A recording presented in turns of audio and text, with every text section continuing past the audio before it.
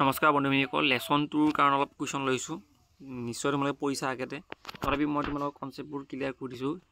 Just তোমালোকে concept clear কৰা, ঠিক আছে। এতিয়া মই কৈছো যে তোমালোকক এটা কুৱেশ্যনে বেলেগ বেলেগ ধৰণে দিব পাৰে। তুমি ধৰি লোৱা পঢ়ি গৈছা পৰীক্ষাত, তুমি কমন পঢ়ি গৈছা, এটি পঢ়ি গৈছা আইন অমান্য আন্দোলনৰ মূল লক্ষ্য কি আছিল আৰু ইয়াৰ বৈশিষ্ট্য চাইছা তুমি।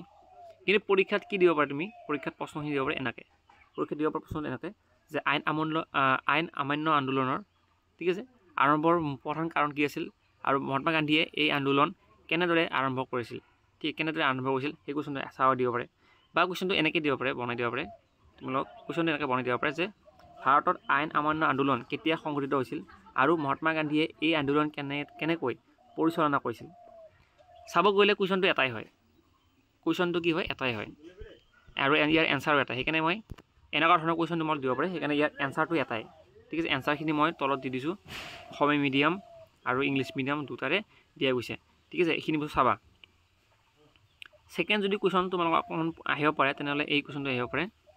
তোমালোকক ক'ব পাৰে যে গান্ধীজীৰ ভাৰত ত্যাগ আন্দোলনৰ আঁৰত কি আছিল আৰু তেখেতে এই আন্দোলন কেনেকৈ পৰিচালনা কৰিছিল বা পৰিচালিত কৰিছিল, ঠিক আছে। প্ৰশ্নবোৰ উল্টা উল্টা কৰি দিব পাৰে।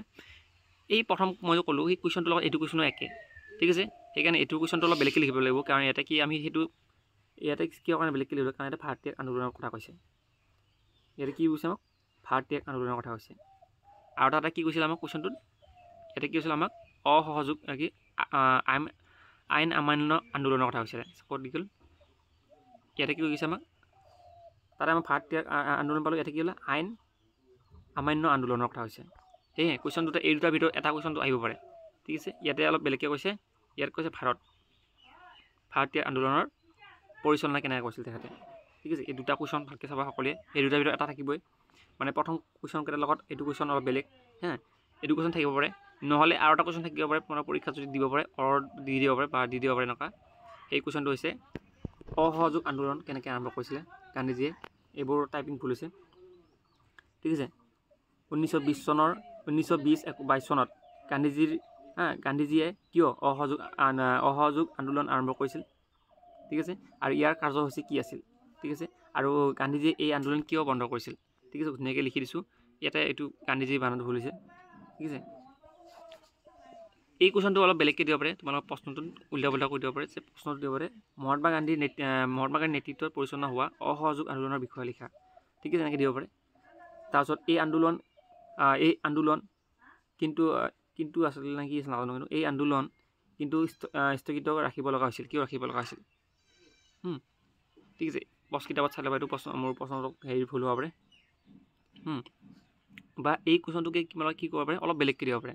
কি পৰিস্থিতিত মহাত্মা গান্ধী অসহযোগ আন্দোলন মানে অহিংসা, কি পৰিস্থিতিত মহাত্মা গান্ধীয়ে অহিংসা আন্দোলন আৰম্ভ কৰিছিল।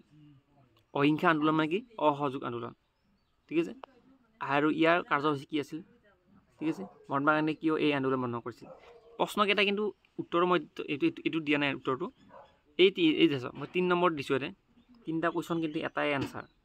তোমালোকক পাজল কৰি দিব বস্তুবোৰ, সেইকাৰণে তোমালোকে অলপ সাৱধান হ'বা, ঠিক আছে। এইখিনিয়ে, ইমান নাই কিতাপটোৰ প্ৰশ্ন উত্তৰ, মই যিখিনি দিব লাগে দিছোঁ। এইখিনিৰ ভিতৰতে কমন পৰিব যদি পঢ়া ভালকৈ, আৰু যদি নপঢ়া নাই আৰু। Thank you so' much.